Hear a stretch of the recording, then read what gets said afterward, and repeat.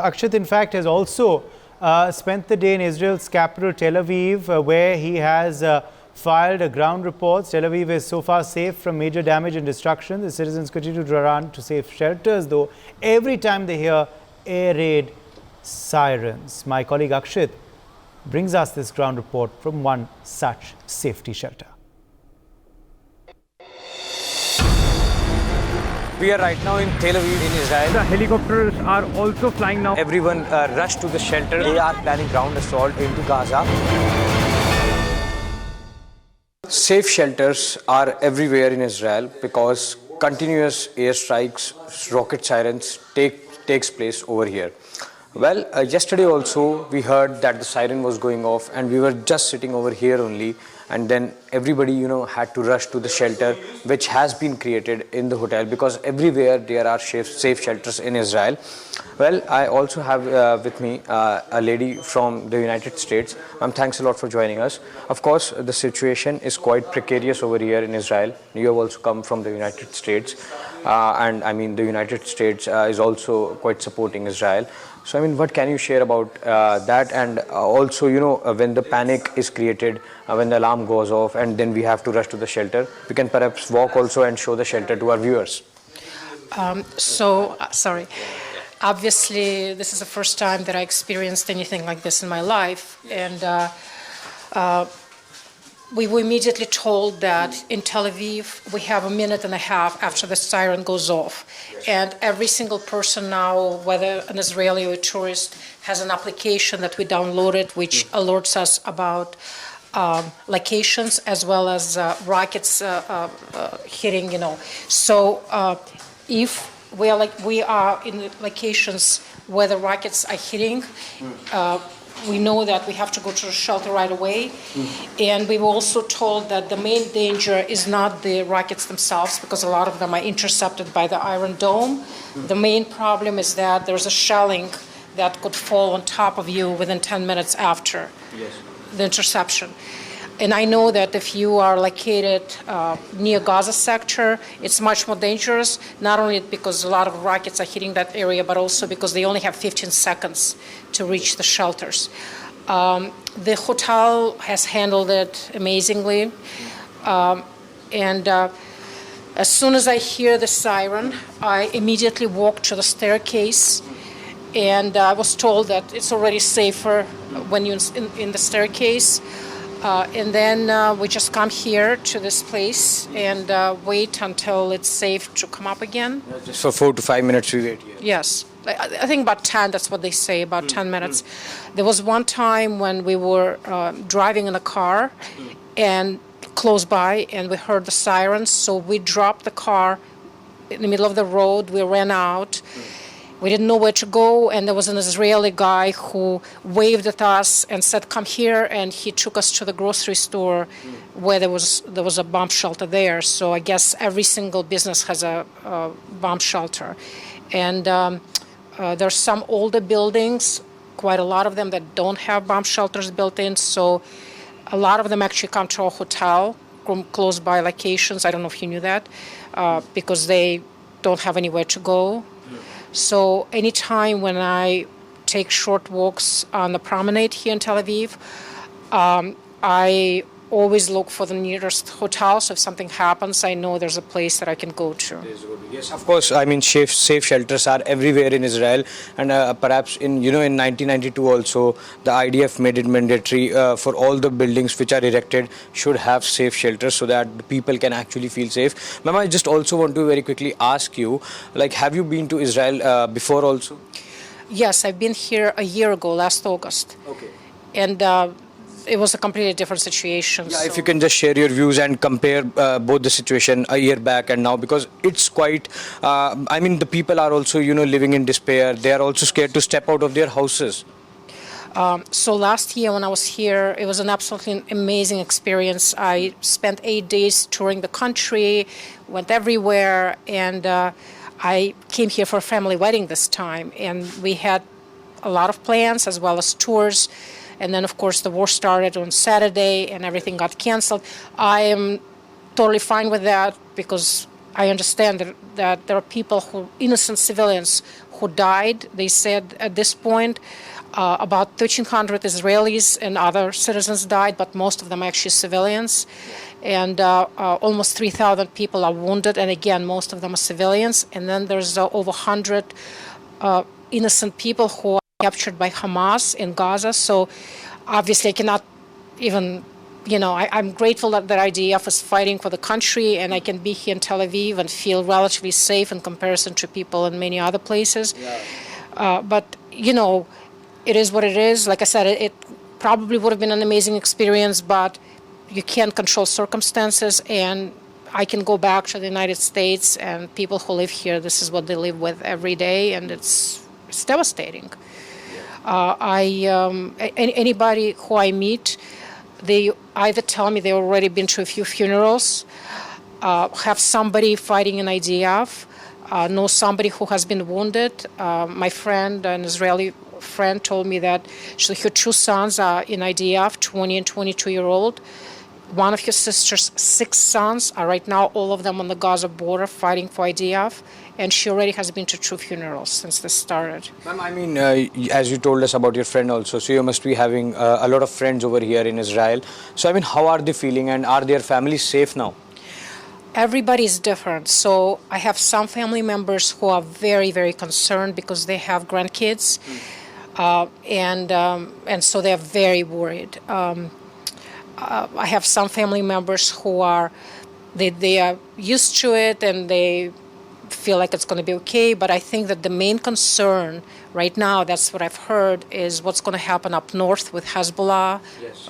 And Lebanon. Possibility of multi-front war. What was that? Possibility of a multi-front war. Exactly. So a lot of people are concerned about that. One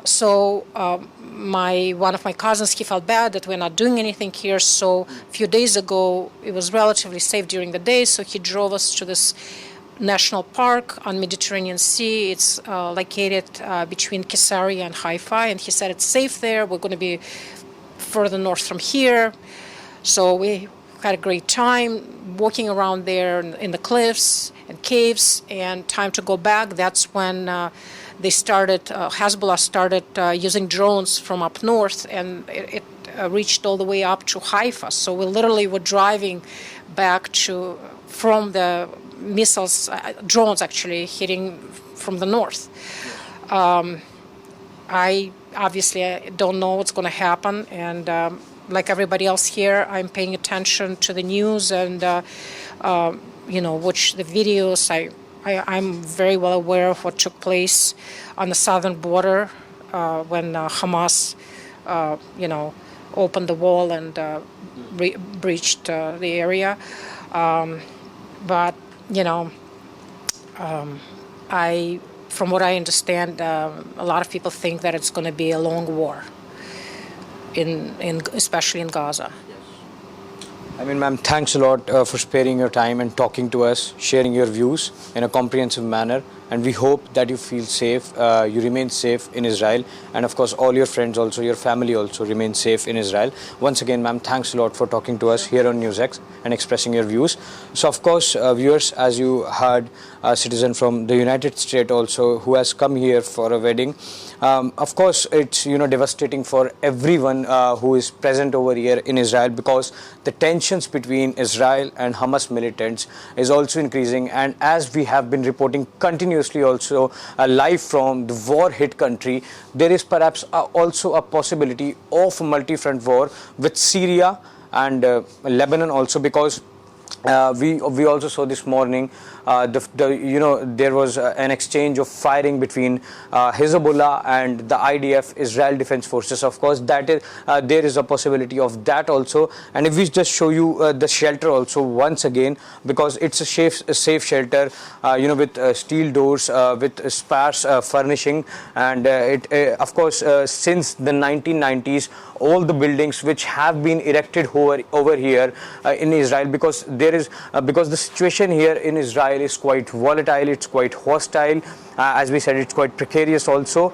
So all the buildings here in Israel, it's mandatory for them to have this safe shelter, because for an emergency situation in which the alarm goes off, in which the siren goes off, I mean, the people can actually rush to the safe shelter. They can feel safe because a lot of children are also over here. And yesterday also, when we talk about this safe shelter, we were also sitting in the main hall of the hotel, and today also, even in the afternoon, I mean, we were sitting in the main hall of the hotel, and suddenly the siren rang. The siren was going off, and the panic was created among the normal citizens, among the tourists, among all the people who have actually come here in Israel and who live in Israel.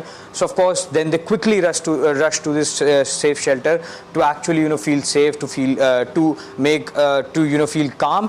And yes, you can see the whole shelters. And when we were talking about this doors, so of course these these are the steel doors which have been created, which have been built over here, because that perhaps also provides a lot of safety to the citizens, to all the people who are actually taking refuge in this shelter. And of course, it has been mandatory for all the people, for all the buildings, to actually to build this shelter. And now you can actually get a sense also, because we are trying to give you a sense as to how these shelters are built over a period of time. So I mean, these are the steel doors with inside also the sparse furnishings, of course, to keep it completely safe from the attacks. Because here, as we talk to a lot of people in Israel, they say it has now become usual for them to hear these sirens, because the airstrikes continuously takes place over there.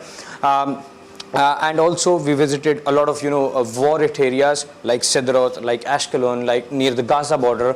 And there also, when we talk to the people, they are in despair, they are living under resentment, and of course they are also scared to step out of their houses, because there are a lot of settlements perhaps which have been destroyed by the Hamas militants. Of course, the bullets have pierced through the walls, and the life of the people has actually got out of the track because of an unprecedented attack like this, which they haven't actually seen in their lives ever before.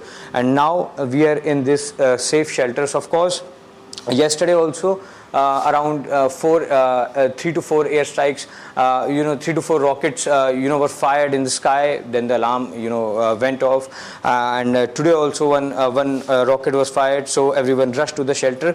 So as we move ahead also, we can actually show you so how people actually come to this shelter. So and after the effect of the rocket goes away, it finishes off, then they move upwards like this. Viewers, we are moving, and from here there is a lobby, of course, so I mean the whole way has been created, the route has been created, so that people can actually move quickly to these safe shelters, because they don't get a lot of time to actually move to these safe shelters.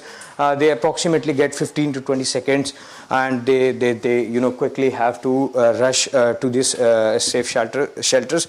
So of course, if I just show you this main hall also, so yeah, right here we were sitting, and of course then only the alarm were going off. So of course, I mean, it's the situation here is quite devastating. It's quite precarious, as we say again and again. And of course, the Israel also is preparing now for some ground assault also against the Hamas militants into the Gaza Strip. Because perhaps I just had to give you a sense as to where were we exactly sitting yesterday, and now, as I say, Israel is preparing for a ground assault also, because the reports only suggest. And when we visited near to the Gaza border also yesterday, a lot of military tanks, a lot of military trucks were also proceeding towards the Gaza Strip, and they were stationed there, they were parked there. Perhaps as the reports also suggest, that a ground assault can also take place, because the government has also ordered 1.1 million citizens of the northern Gaza to actually free that area, perhaps, and yes, tens of thousands of people have already started moving to the southern part of the Gaza, and of course a lot got wounded also. Of course, as we say this all, this is the life in Israel, and that's how people live here.